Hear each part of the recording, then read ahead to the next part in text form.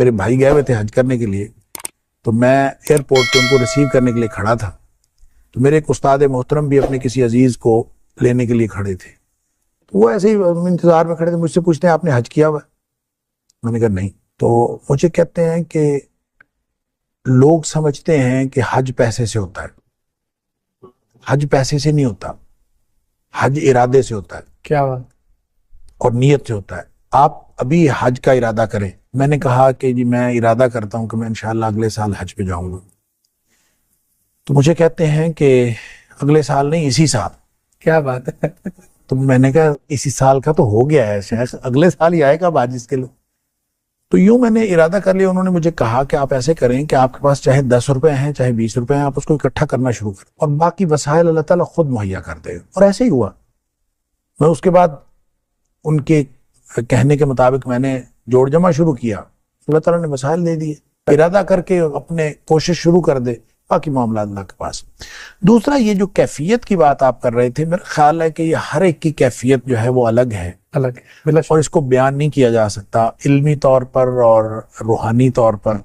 میں چونکہ ایک انتہائی بہت ہی ادنا اور پہلے قدم کا طالب علم ہوں، مجھے علم نہیں ہے کہ یہ باتیں لوگوں سے شیئر کرنی چاہیے کہ نہیں، لہٰذا میری جو کیفیت وہاں ہوئی، میں کسی ایک آدھ دفعہ کسی جگہ شیئر کر چکا ہوں، کر بیٹھا ہوں یوں کہہ لیں، اور اس کے بعد میں نے طے کیا تھا کہ میں نے آئندہ یہ شیئر نہیں کرنا۔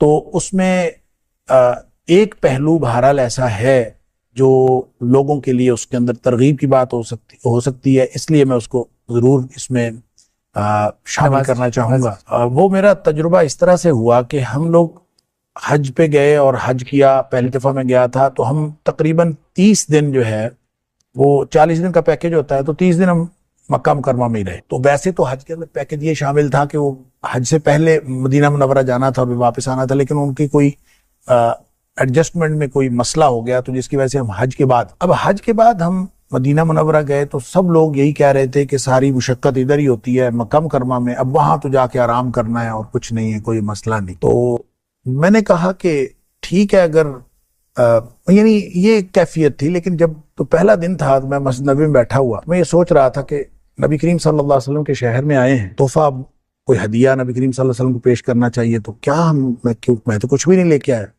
ایسے خیالات آ رہے، کیا بات؟ اور سوچتے سوچتے یہ خیال آیا کہ نبی کریم صلی اللہ علیہ وسلم کو پیش کرنے کے لیے درود شریف سے بہتر تحفہ کیا ہو سکتا ہے۔ پھر سوچا کہ درود شریف تو ہمیشہ پڑھتے رہتے ہیں، پھر خیال آیا کہ اتنا پڑھیں جتنا کبھی نہیں پڑھا، سبحان اللہ، تو پھر یہ شاید کوئی ہدیہ ہوگا نبی کریم صلی اللہ علیہ وسلم کی بارگاہ میں۔ تو پھر ایک فگر مقرر ہوا خود ہی ذہن میں نا کہ اتنا مجھے روزانہ پڑھنا چاہیے، بس وہ فگر میں زیادہ بڑا مقرر کر بیٹھا، تو وہ پھر مجھے اتنی مشکل ہوئی اس کو پورا کرنے کے لیے کہ میں سمجھ لیں دن رات صرف درود شریف پڑھتا رہتا۔ سبحان اللہ۔ تو اس کا پھر کوئی 5واں کا دن تھا میرا خیال ہے، کیونکہ وہ 7 دن کا وہاں پہ قیام ہوتا ہے، تو 5واں کا دن تھا اور خواب میں نبی کریم صلی اللہ علیہ وسلم کی زیارت ہوئی۔ سبحان اللہ، سبحان اللہ۔ اور اس کی تفصیلات الگ ہیں، لیکن اس میں جو بتانے والی بات ہے وہ یہ کہ نبی کریم صلی اللہ علیہ وسلم نے فرمایا کہ تمہاری دعوت قبول ہے۔ اور یہ اس خواب کی جو سرشاری تھی وہ اس قدر زیادہ تھی کہ میں کبھی 5واں دن تھا تو 2-3 دن اور تھے، تو میں انتظار کرتا رہا کہ مجھے نا دوبارہ پھر کوئی ایسی کیفیت ہو، لیکن پھر کبھی نہیں ہوئی۔ اس کے بعد بھی سفر ہوئے لیکن کبھی یہ کیفیت نہیں ہوئی، بس وہ پہلی دفعہ ہی ہوئی۔ تو اس میں جو آپ نے کہا کہ حج سے پہلے کی کیفیت اور بعد کی، تو اس میں جو فرق ہوا، اس خواب کی جو کیفیت تھی اس میں گروپس نبی کریم صلی اللہ علیہ وسلم کے سامنے پیش کیے جا رہے تھے، تو گروپ کی شکل میں نبی کریم صلی اللہ علیہ وسلم بتاتے تھے کہ ان کی دعوت قبول ہے، ان کی دعوت قبول نہیں ہے، یعنی اس طرح سے وہاں فیصلے ہو رہے تھے۔ کچھ بہت ہی حیرت انگیز چیزیں بھی میں نے دیکھی۔ میرے ایک دوست جو اب اس دنیا میں نہیں رہے، ان کے بارے میں نبی کریم صلی اللہ، وہ اپنا سامان اٹھائے ہوئے پیچھے پیچھے جا رہے ہیں۔ میں نے کہا اس بندے کو پتہ نہیں کیا ہے، میں اس کے پیچھے پیچھے گیا ہوں کہ اس کو مسئلہ کیا ہے، تو وہ پیچھے جا کے بیٹھ گیا۔ میں نے اس کے جا کے پوچھا، میں نے کہا آپ کو کیا ہوا؟ کہتا میری دعوت قبول نہیں ہوئی۔ تو میں نے اس سے پوچھا آپ کی دعوت کیوں قبول نہیں ہوئی، آپ کے پاس سارا سامان تو موجود ہے؟ تو اس نے کہا میری داڑھی چھوٹی ہے اس لیے میری دعوت قبول نہیں ہوئی۔ اب یہ عجیب بات تھی، اور پھر میں جب یہ واپس آیا ڈاکٹر صاحب، میں اس کے گھر گیا اور میں نے اس کو یہ بتایا نہیں، میں نے ویسے یہ بتایا، میں نے کہا مجھے خواب میں کچھ بشارت ہوئی ہے تمہارے بارے میں۔ سبحان اللہ. اور یہ بشارت ہوئی ہے کہ تمہاری ساری باتیں ٹھیک ہیں، بس تھوڑا سا مسئلہ ہے داڑھی والا، وہ بھی پورا کر لو. اور وہ الحمدللہ اس نے فوت ہونے سے پہلے داڑھی پوری کر لی ہوئی تھی. سبحان اللہ.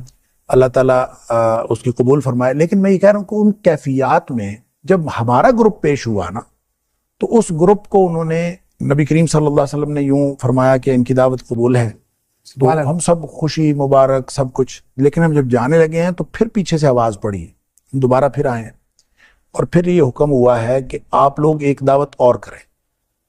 اللہ.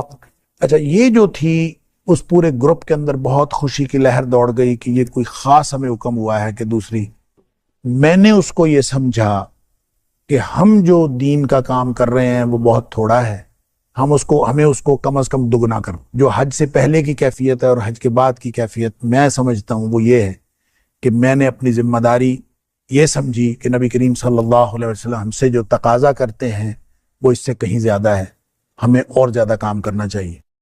بڑا مشہور معاملہ ہے نا مستجاب الدعوات ہونے کا، اس حوالے سے آپ کا کوئی تجربہ؟ مستجاب الدعوات تھے، بالکل میرا تجربہ ہے. اور صوفی عبداللہ صاحب کے حوالے سے بتاتے تھے کہ وہ چونکہ بڑے مستجاب الدعوات تھے، تو ان کے بارے میں بھی میں نے پوچھا ان کی دعاؤں کا کیا طریقہ کیا ہوتا تھا.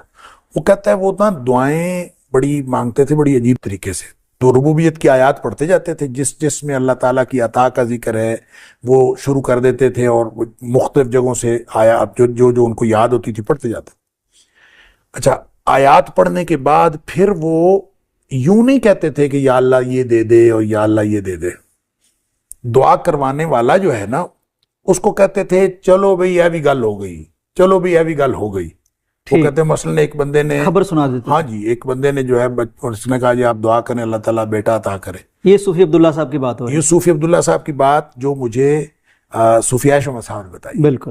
تو کہتے ہیں کہ وہ یوں کھڑے رہے، آیات پڑھتے رہے، تو پھر اس کے بعد کہتے ہیں کہ یہ لو چلو جی 1 پتر، چلو جی 2 پتر، 3 پتر، 4 پتر، 5، 6، 7، 8 بڑے نے. سبحان اللہ. وہ کہتے ہیں اس طرح سے وہ دعا انہوں نے کی. تو وہ کہتے ہیں صوفی عائشہ صاحب کہتے ہیں میں نے اپنی زندگی میں تو اس کا 8 بیٹے ہوئے. اللہ.